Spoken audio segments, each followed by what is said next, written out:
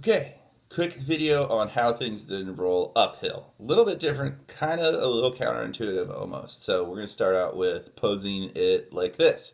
We've got two identical rolling objects. They can be whatever you want. They're just identical. So they can be hoops or they can be discs, they can be spheres, whatever you want, as long as they're the same. They're going to have the same mass, the same radius, the same shape. So they're going to have the same moment of inertia. Or you're going to have them the same speed. So they're going to have the same rotational speed omega because they have the same r, and they're going to have the same linear speed of center of mass. So everything's pretty much the same. They're going to encounter a hill. And the question is, if one hill has friction and one hill has no friction, which object will go up the hill the highest or end up having that biggest delta H, right? Which one can actually get up the hill the highest? The one with friction or the one without friction? So this is where you should take a minute, pause the video, think about it, give yourself a good explanation in your head, and then hit play to watch the explanation.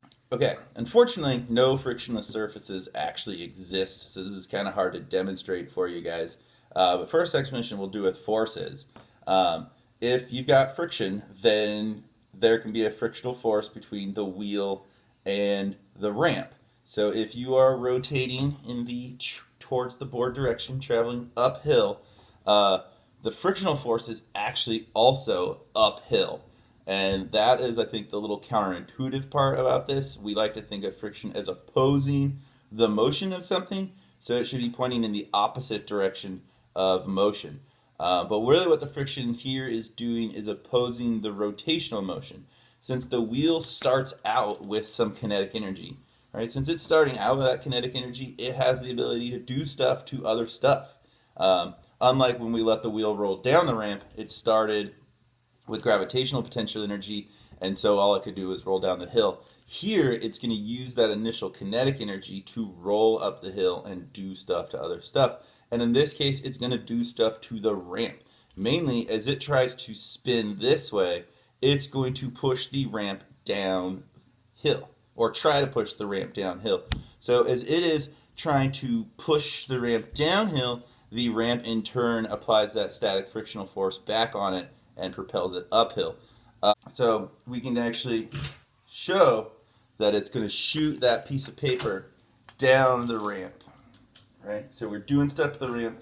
The wheel's pushing the ramp downwards, so you get that static frictional force pushing. Pew! All right, that worked pretty good. So again, boom. So the wheel's pushing the ramp down, the ramp's pushing the wheel up. So what does that mean? That means we got more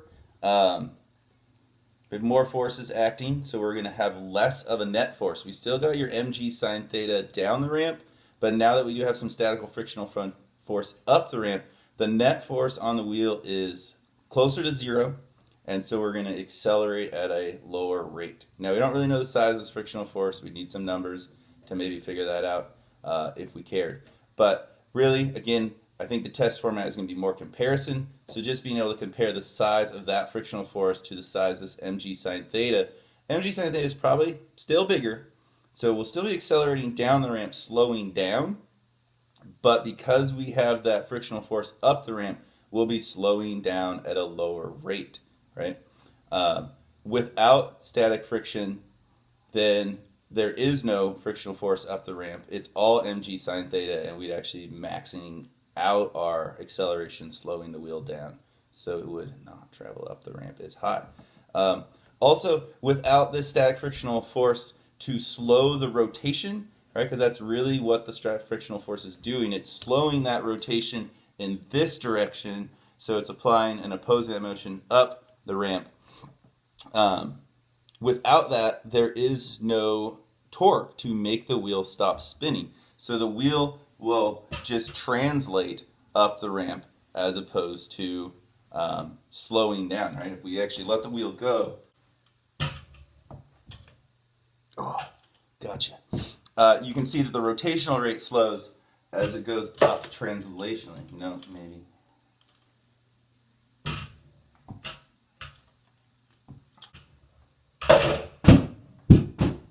Whoops. So in that one, you can see that its omega is slowing down, as well as its velocity of center of mass, which makes it actually travel up the ramp higher. Where without that frictional force, this thing's just going to spin. It'll actually come to a stop and still be spinning, and then slide back down the ramp and still be spinning the whole time. So we've got to have a frictional force to slow the rate of rotation. So what does that mean in terms of energy then, right? Final energy equals initial energy, standard conservation of energy concept. So what kind of energy do we have initially? We have rolling kinetic energy. Going back to our one video on rolling motion, that can be broken down into the translational kinetic energy based on the center of mass's velocity, and that rotational kinetic energy based on the I and the omega, right? The inertia and the rotational speed. So these factors have to do a little bit more with the size of the object, and this proportion can change based on the size of the object and the radius of the object. But basically we can break down that rolling energy into the rotational part, right? Just the part that means it's spinning, and the translational part meaning it's moving up the hill. Now, if we look at what does that mean for our final energy? Well, for ramp A with friction, its rotational rate will slow, its velocity will slow, and all of the energy will be converted into gravitational potential energy, giving us a big height, right? We have an mg big H compared to ramp B with no friction. Then you're still going to be spinning, kind of like I said, right? It'll translate up the ramp, but it won't stop spinning. So when it gets to its highest height, its translational energy term will have all converted into gravitational potential energy, but that rotational part, it's going to remain the same. Its omega didn't slow, so we still would have rotational kinetic energy at the top of the ramp. So since we don't convert that rotational part of the kinetic energy into gravitational potential energy, we end up getting a smaller h, right? We can see that here. We're going to have mg small h because this rotational energy did not get converted to gravitational on the frictionless ramp, where in the friction ramp, all of the kinetic energy, rotation, and translation gets converted into gravitational potential.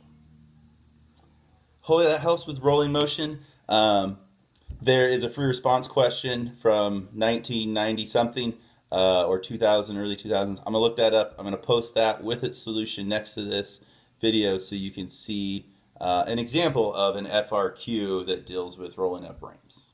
Hopefully this helps.